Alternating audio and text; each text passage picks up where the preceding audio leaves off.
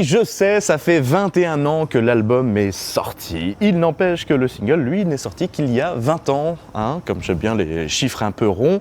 Et puis, fallait bien trouver un prétexte pour parler de...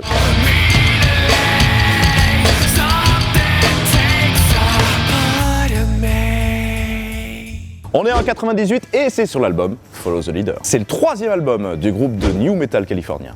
Un style qu'ils popularisent grâce à leur basse à 5 cordes et leur guitare à 7 cordes. Alors, est-ce que c'est triché ? C'est un peu comme si tu mettais un pot ninja à ta brelle. Il n'empêche que ce disque, qui est quand même leur plus gros succès, est à double tranchant. C'est l'album qui permet à Korn d'être connu du grand public. C'est aussi un changement de look.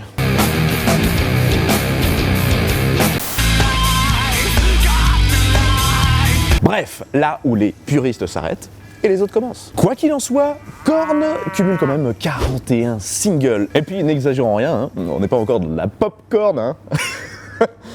Non ? Bon.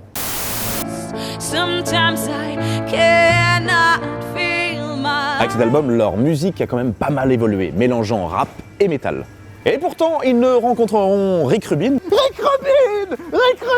le spécialiste des mélanges, que quelques années plus tard. L'enregistrement de ce disque, qui était beaucoup documenté grâce aux caméras de leur chaîne de télévision, montre quoi ? Des orgies d'alcool, de femmes et de drogue. Du fruit, du fun. Il y a même des fellations pendant l'enregistrement du titre It's On.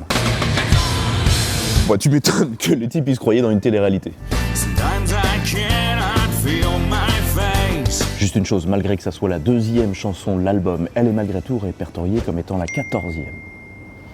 Ah bah oui, parce que le chanteur ne voulait pas que l'album contienne 13 chansons. Et oui, ça porte malheur. Donc les premières pistes de la première version de l'album, elles sont vierges. Fin de la parenthèse. La chanson utilise la distorsion, la dissonance et tout un tas d'effets de gratte lourds et agressifs. Ce qui est plutôt marrant, c'est que malgré l'arsenal technique, la chanson a été écrite plutôt rapidement. Et collectivement. Et oui, tout le monde se partage les crédits d'écriture parce que ça a été trouvé lors d'une improvisation. Classe, non ?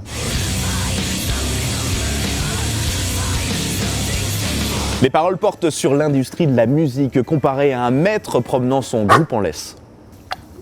Imagine juste les mecs découvrant le bordel en réunion marketing. Et alors, en parlant de bordel, le chanteur Jonathan Davis, justement, il se sent un peu comme une prostituée.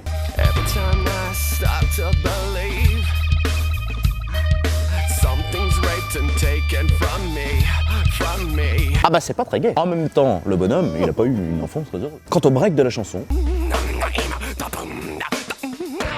dont la façon de chanter rappelle naturellement ce titre du précédent album,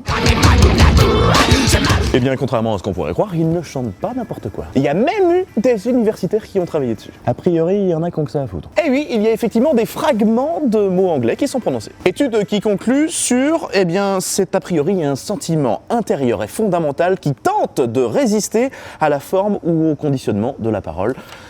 Vive la recherche.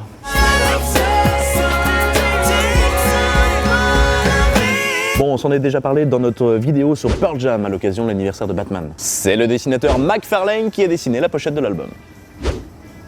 Pochette qui a évidemment influencé le clip, qui mélange dessin et prise de vue réelle.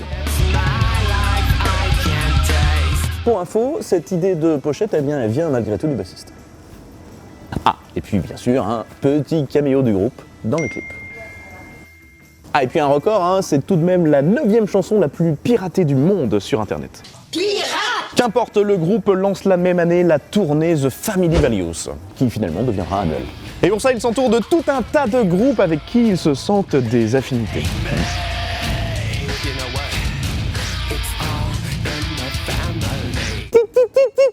Bon, ce qui, en plus d'augmenter leur visibilité, et au passage de créer quelques tensions dans le groupe, lancera toute une génération d'artistes. Tout ça. Bam ! C'était quoi le nom de l'album ? Follow the Leader. La boucle est bouclée.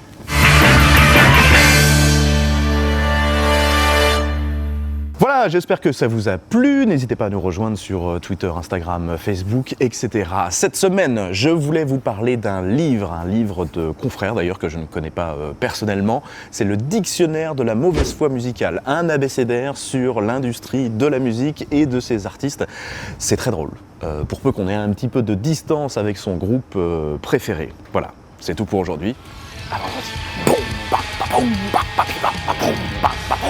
pa, pipa, pa, poum, pa, poum, pa, pipa.